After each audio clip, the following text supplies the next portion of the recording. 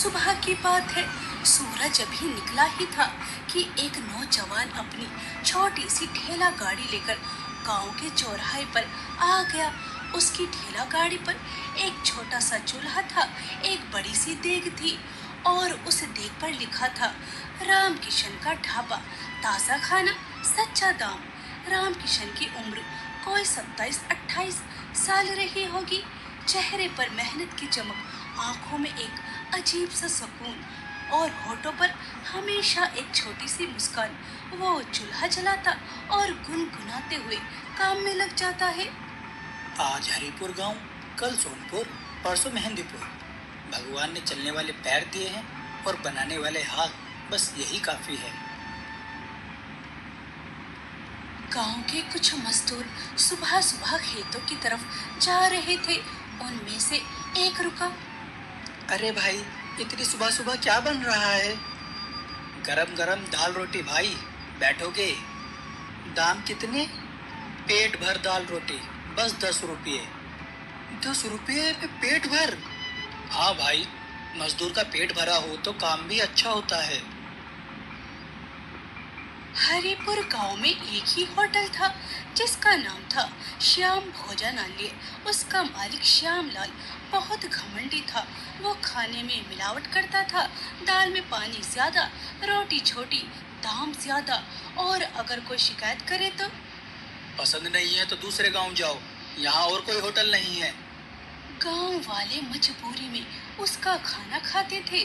उस दिन जब राम किशन की ठेला गाड़ी चौराहे पर लगी तो श्यामलाल ने यह कौन आ गया?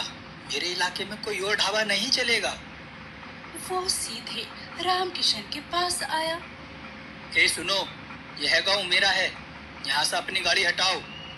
भाई साहब नमस्ते, मैं कोई दुश्मन नहीं हूँ, बस थोड़े दिन के लिए यहाँ आया हूँ।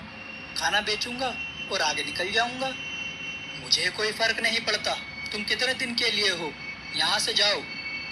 भाई साहब, चौराहा तो सबका है, यहाँ बैठने से किसी को रोका तो नहीं जा सकता। श्यामलाल गुस्से में वापस चला गया। सुबह के 9 बजे गांव के मजदूर खेतों की तरफ जा रहे थे। एक मजदूर राम किशन की ठेला गाड़ी के पास रुका। भाई क्या मिलेगा? भाई क्या मिलेगा? दाल रोटी सब्जी और चाय, सब ताजा बना है। दाम? दाल रोटी पेट भर, बस 10 रुपये। 10 रुपये में पेट भर?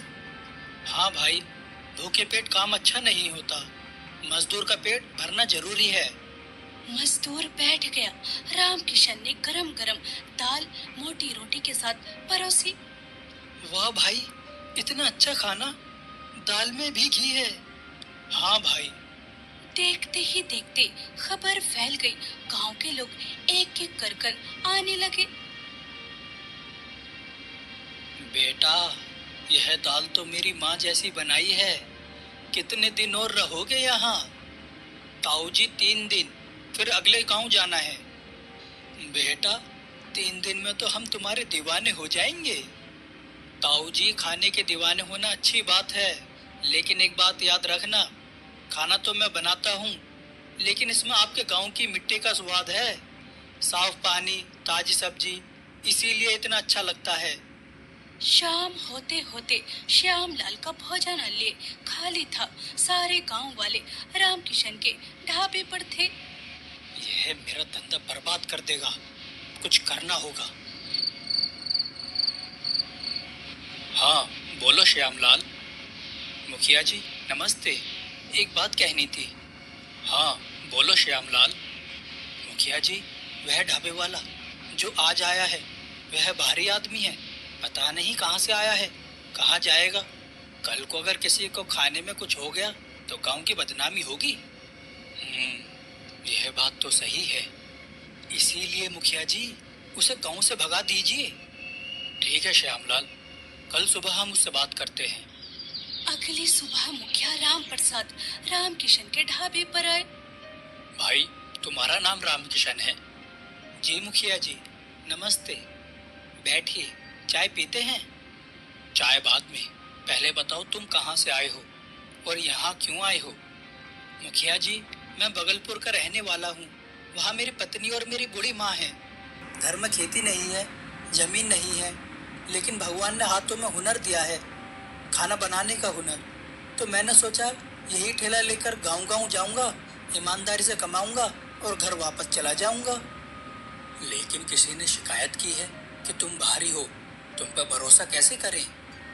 मुखिया जी, देखिए मेरे खाने में क्या है, आपके गांव की ताजी सब्जी, आपके गांव का साफ पानी और थोड़ा सा प्यार, इसके अलावा कुछ नहीं। आप चाहें तो आज सारे गांव को मेरे सामने खाना खाते देख लें, पहले मैं खुद खाऊंगा। मुखिया राम किशन को ध्यान से देखते हैं। यह आदमी सच बोल रहा है, इसकी आंखों में ईमानदारी दिखती है। ठीक है राम किशन, लेकिन एक बात याद रखना, इस गांव में कोई गड़बड़ी नहीं होनी चाहिए। जी मुखिया जी, मैं आपका भरोसा टूटने नहीं दूंगा।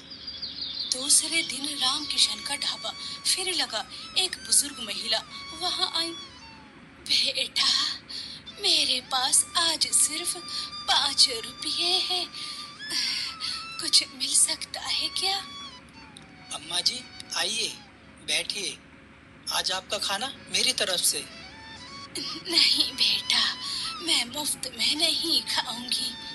अम्मा जी मुफ्त नहीं, आपके 5 रुपए हैं, बाकी 5 रुपए आप जब चाहें दे देना, कोई जल्दी नहीं है। बेटा, तो जैसे इंसान अब कहाँ मिलते हैं। तभी गांव का एक आदमी आता है। भाई, आपके पैसे गिर गए थे, यह लो। राम किशन ने देखा 20 रुपये। यह तुमने बहुत अच्छा किया, आओ बैठो, आज का खाना मेरी तरफ से तुम्हारे लिए मुफ्त। सच में भाई? हाँ भाई, ईमानदारी का हमेशा फल मिलता है। श्याम लाल ये सब दूर से देख रहा था। उसे और गुस्सा आया। उसने एक नई साजिश सोची। रात को उसने अपने नौकर चंदू को बुलाया।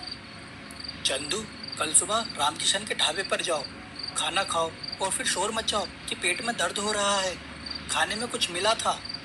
ठीक है सेठ जी। अगली सुबह चंदू राम किशन के ढाबे पर आया। उसने दाल रोटी खाई और वो शोर मचाने लगा।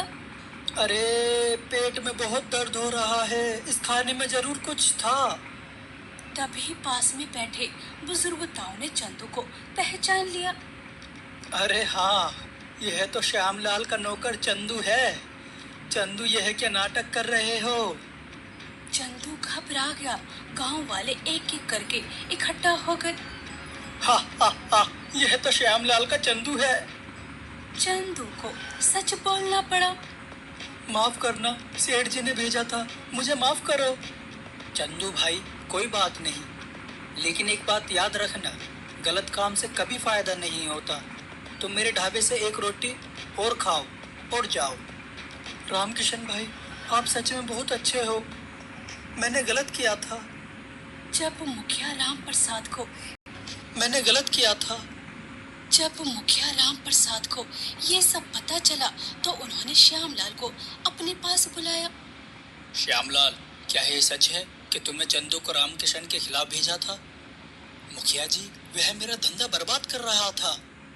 धंधे में मुकाबला होता है श्यामलाल, लेकिन किसी के खिलाफ साजिश नहीं। यह तुमने बहुत गलत किया। रामकिशन के खाने में गड़बड़ी बताने से उसकी रोजी रोटी चली जाती। उसके घर में पत्नी और बूढ़ी माँ है, क्या ये सोचा था तुमने? श्यामलाल का सिर झुक गया। मुखिया जी, मुझसे गलती हो गई, अब तुम रामकिशन के पास जाओ और माफी मांगो। श्यामलाल को ये बात दिल पर लगी। श्यामलाल रामकिशन के पास आया। रामकिशन भाई, मुझे माफ करो, मैंने तुम्हारे साथ बहुत गलत किया।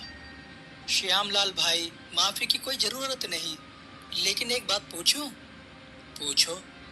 तुम्हारी दुकान पुरानी है, तुम्हें खाना बनाना जरूर आता होगा, फिर लोग क्यों नहीं आते?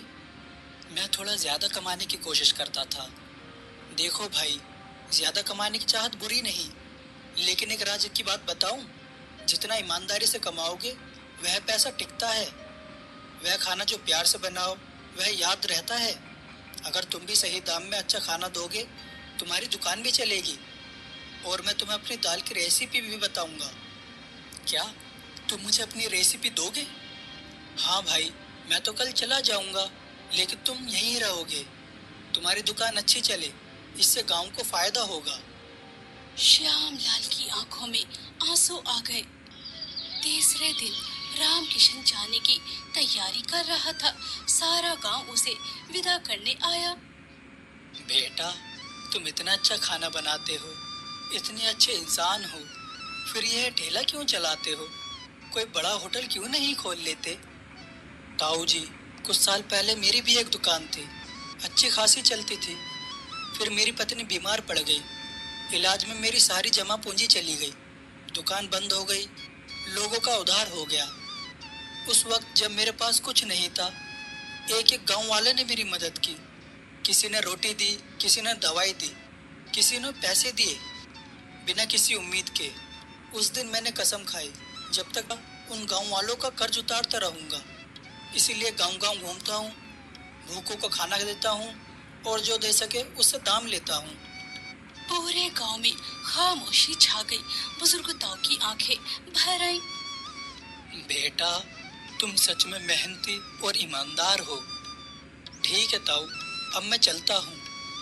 रामकिशन अपनी ठेला गाड़ी लेकर जाने लगा। तभी गांव का एक आदमी बोला, रामकिशन भाई, फिर आओगे ना? हाँ भाई, मैं जरूर आऊंगा। तभी श्यामलाल आगे आया। रामकिशन भाई, रुको। उसने एक पोटली रामकिशन के हाथ में दी। यह क्या है? कल से मैं अपनी दुकान ईमानदारी से चलाऊंगा। यह पोटली में थोड़े पैसे हैं, तुम्हारे रास्ते के लिए और तुम्हारी पत्नी और माँ के लिए। नहीं भाई, यह मुझे नहीं चाहिए। लेना होगा भाई, यह मेरे दिल का बोझ है, इससे मत लौटाओ। ठीक है भाई, लेकिन वादा करो, गांव में जब भी कोई भूखा होगा उसे खाना देना, दाम बाद में लेना, पहले पेट भरना। वादा किया। रामकिशन अपनी ठेला गाड़ी लेकर आगे बढ़ा। उसकी गाड़ी पर लिखा था, रामकिशन का ढाबा, ताजा खाना, सच्चा दाम। वो गुनगुनाते हुए आगे बढ़ता रहा। आज हरिपुर गांव में अच्छा काम हो गया, कल सोनपुर जाना है। पता नहीं वहाँ कौन भूखा होगा। भगवान ने चलने वाले पैर दिए हैं और बनाने वाले हाथ, बस यही काम